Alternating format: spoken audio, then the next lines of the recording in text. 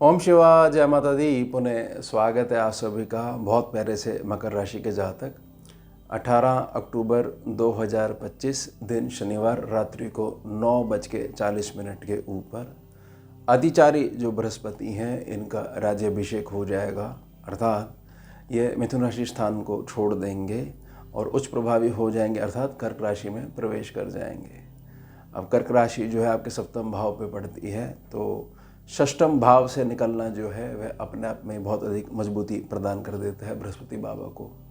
बड़ा लाभ यह भी होगा कि राहु की जो पंचम दृष्टि जो बृहस्पति बाबा के ऊपर जो पड़ रही थी, उनको कुछ कार्य करने में जो थोड़ी बहुत जो दिक्कत आ रही थी वह बिल्कुल नहीं आने वाली है। यानी एक बड़ा बदलाव जो है वो आरंभ हो जाएगा। साथ ही साथ जो ये यात्रा है, यह यात्रा लगभग 50 दिनों के आसपास बनी रहेगी, जिसमें एक बड़ा परिवर्तन आएगा 11 नवंबर को। 11 नवंबर को बृहस्पति बाबा जो हैं वे उल्टे होकर बैठ जाएंगे, अर्थात वक्री स्वभाव को धारण कर लेंगे।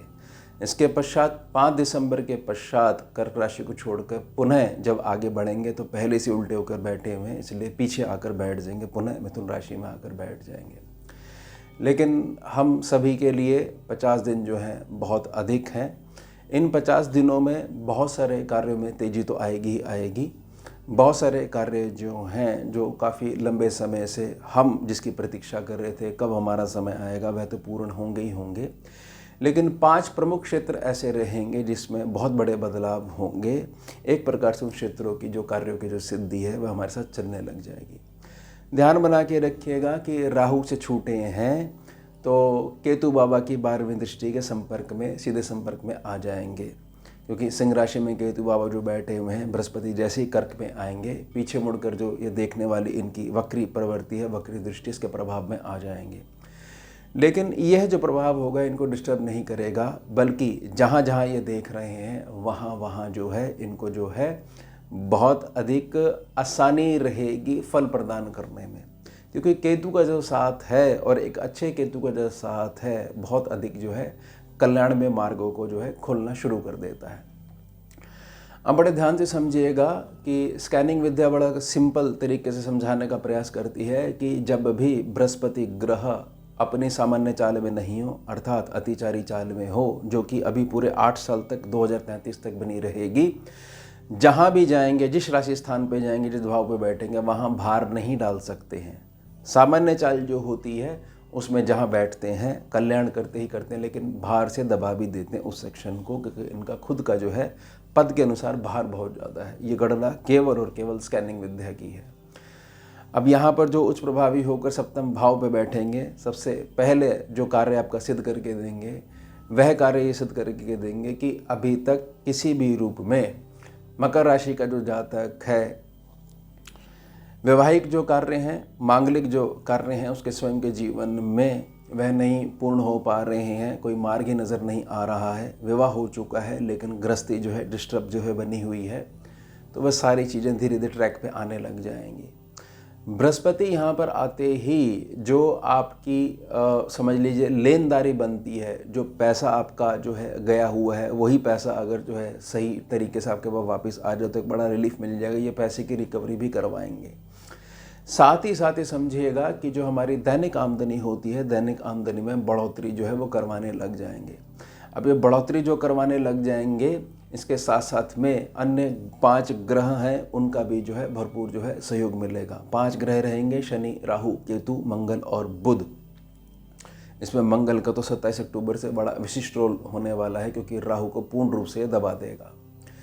दूसरा जो कार्य की सिद्धि होने वाली है, जहाँ पर वृश्चिक राशि स्थान है, 8 नंबर राशि लिखी हुई है, यहाँ पर मंगल और बुध आपको लिखे हुए दिख रहे हैं, लेकिन बुध जो है 24 तारीख को यहाँ पहुँचेंगे वृश्चिक राशि में और मंगल 27 अक्टूबर को यहाँ पहुँचेंगे। अब ये जो स्थान है ये आपके सर्व लाभ सेक्शन का स्थान है, यानी हर प्रकार का जीवन में जो लाभ है, मोटे मोटे तौर पर जो आप लाभ गिन सकते हैं, ये उस सेक्शन को निखारने लग जाएंगे। इसका फ़ायदा क्या होगा? देखिए, इसका फ़ायदा यह होगा कि कई बार जो है बहुत सारे कार्य ऐसे हमारे इतने पेंडिंग पड़े रहते हैं कि हम कितने वर्ष जो है काट चुके हैं उसका हमारे को आभास ही नहीं हो पाता है। क्योंकि हमने कुछ भोगा ही नहीं है, बस एक मशीन की तरह चले जा रहे हैं। क्योंकि अभी तक किसी प्रकार का स्थायित्व वाला जो सुख है वो हमने भोगा ही नहीं है। तो छोटे छोटे कार्यों की श्रृंखला में आगे बढ़ते हुए हर प्रकार का जो सुख है ये आपको देने लग जाएंगे। यानी सर्व सुख की जो प्राप्ति है ये बृहस्पति इस कार्य क्षेत्र की सिद्धि कर देंगे। अब लग्न कुंडली के हिसाब से आपकी जो गणनाएं चल रही हैं, दशाओं के हिसाब से जो कार्य जो पेंडिंग पड़े हुए हैं, गोचर के बृहस्पति दूसरे क्षेत्र के आपको जो है आशीर्वाद देंगे, सिद्धि प्रदान करेंगे। अब तीसरा क्षेत्र जहाँ पर मकर राशि अर्थात आपका लगन भाव, बेशक ये बृहस्पति का कोई बहुत प्रिय स्थान नहीं है, राशि के अनुसार मकर राशि यहाँ पर है, लेकिन ध्यान बना के रखिए कि अतिचारी बृहस्पति हैं, इनकी दृष्टि जो है बड़ी तीखी और पैनी है इस टाइम पे, और सूक्ष्म से सूक्ष्म बातें जो हैं उसको भी ये कवर कर रहे हैं। और सभी ग्रहों पे एक प्रकार का नियंत्रण भी इनका जो है बना रहेगा पूरे 8 वर्षों तक। अब ध्यान बना के समझिएगा कि जब भी गोचर के प्रभाव में बात करी जाती है तो जातक को समझना होता है कि देखिए, गोचर का जो प्रभाव है वह सबसे पहले मेरी सोचने समझने का जो ढंग है इस पे फर्क डालेगा ही डालेगा। ऐसा नहीं हो सकता कि मेरी नीतियों में कोई चेंज नहीं आ रहा है और मेरा प्रॉफिट जो है वो बढ़ना शुरू हो गया है। स्वास्थ्य की दृष्टि से मैं कोई व्यायाम नहीं कर रहा हूँ, मैं मन मर्जी से अपना जो है भोजन खा रहा हूँ और मेरा स्वास्थ्य अच्छा होने लग जाएगा क्योंकि गोचर में ऐसा बताया जा रहा है, ऐसा कभी भी संभव नहीं हो सकता है। क्या संभव होता है? यही संभव होता है कि आपके मन मस्तिष्क पे जब ये ग्रहों की ऊष्माओं का, तरंगों का, परमाणुओं का जो प्रभाव पड़ता है, तब जाके हमारी सोच जो है वो ऊंची उठनी शुरू हो जाती है, विस्तृत होनी शुरू हो जाती है। तब हम कहते हैं कि हाँ, उस दिन के पश्चात से सब चीज़ें ठीक होनी शुरू हो गई हैं क्योंकि मेरी सोच में परिवर्तन आने लग रहा है। तो बृहस्पति बता तीसरा जो आशीर्वाद देंगे, एक तो आपको स्वास्थ्य की दृष्टि से बहुत अधिक मजबूत बनाना शुरू कर देंगे। दूसरा, बहुत सारी चीज़ों पे जो आप अपनी कुछ परंपराएं ऐसी हैं या कुछ सोचने समझने का तरीका ऐसा है कि नहीं, हम इससे ज़्यादा हम आगे डील नहीं कर सकते, ऐसे व्यक्तियों से बात नहीं कर सकते, यहाँ पर बृहस्पति एक गहरी चोट करने वाले हैं आपके आंतरिक मन पे, आंतरिक सोच के ऊपर, कि अब तक के जीवन में जो आपने बहुत सारी चीज़ें पकड़ के चली, इससे आपको क्या नुकसान हुआ और क्या लाभ हुआ। यानी समझ रहे हो, एक गहरे चिंतन के क्षेत्र में जो है बृहस्पति आपको डाल देंगे। और फिर जो रिजल्ट निकल के आएगा 18 तारीख के पश्चात से 24 और आने दीजिए और 27 और आने दीजिए, बहुत बड़े बड़े लाभ जो है सम्मुख आके खड़े होने लग जाएंगे, क्योंकि अब आप फाइनली उनको आने दे रहे हो सोच के दायरे को बदलते हुए। इसके पश्चात जो है चौथा जो प्रभाव पड़ेगा, जहाँ पर मीन राशि है। देखिए, मीन राशि में शनि बैठे हुए, वक्री बेशक बैठे हुए, 28 नवंबर को ये मार्गी हो जाएंगे, इस प्रभाव से मुक्त हो जाएंगे। लेकिन शनि जिस स्थान पे बैठते हैं उस स्थान की गारंटी लेते हैं और फल देते हैं, ठीक है। लेकिन शनि का फल देने का जो ढंग है वो स्लो वाला वही बना रहता है।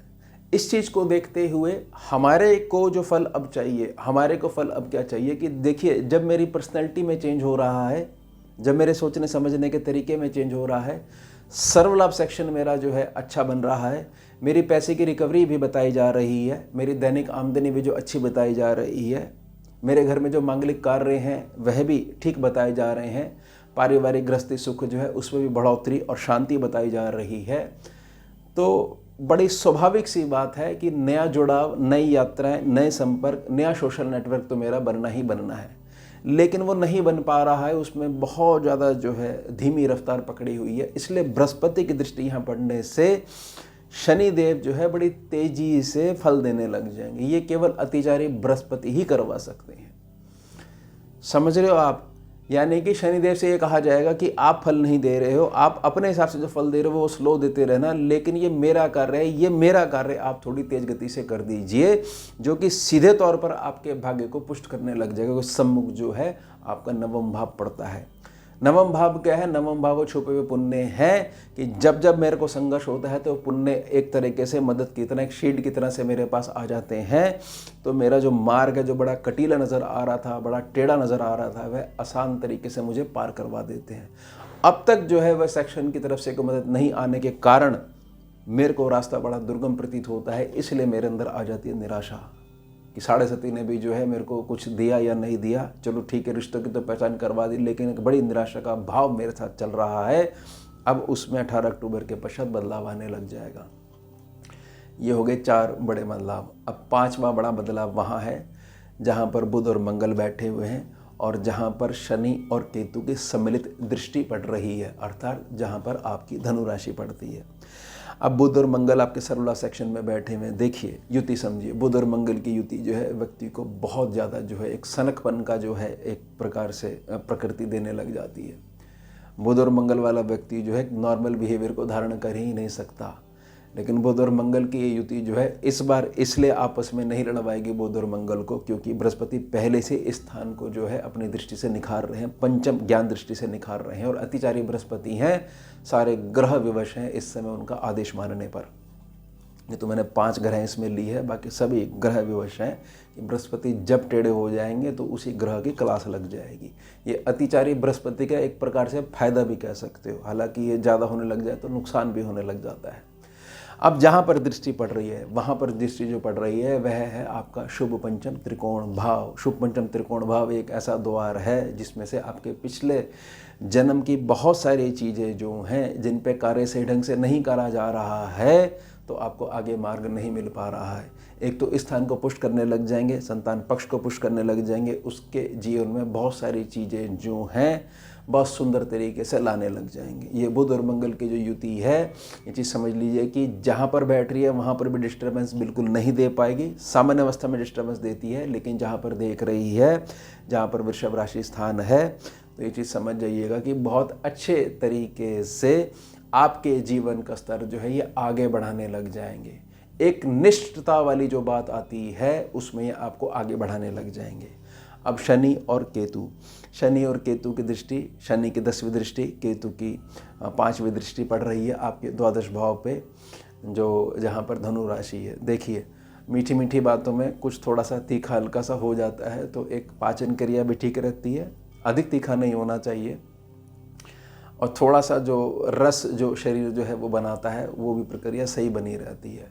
शनि और केतु के हैं, देखिए शनि और केतु को समझिएगा, शनि केतु जब भी इकट्ठे हो जाएं, कैसे भी प्रभाव डालें तो व्यक्ति आराम से नहीं रह सकता। और जो व्यक्ति इन शनि और केतु की बातों को समझने लग जाता है वो बहुत ज़्यादा लोगों को आराम दे सकता है।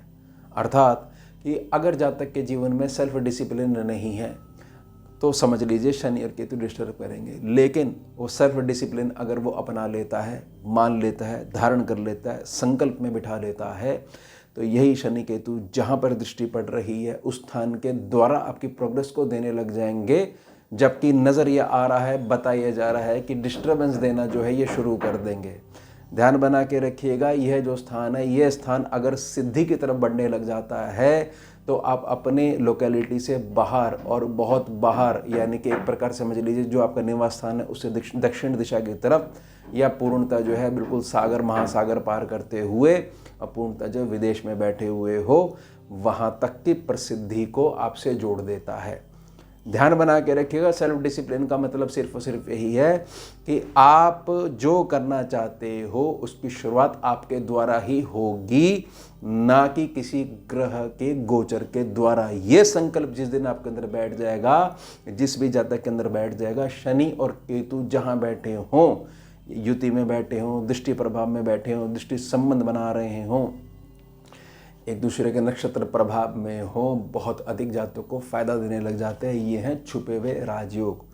तो ध्यान बना के रखिएगा, यहाँ केवल यही प्रार्थना करी गई है, 5 कार्यों की सिद्धि तो मिलेगी ही मिलेगी, 5 क्षेत्रों में बढ़त तो मिलेगी, लेकिन सेल्फ डिसिप्लिन का अभाव बिल्कुल नहीं होना चाहिए।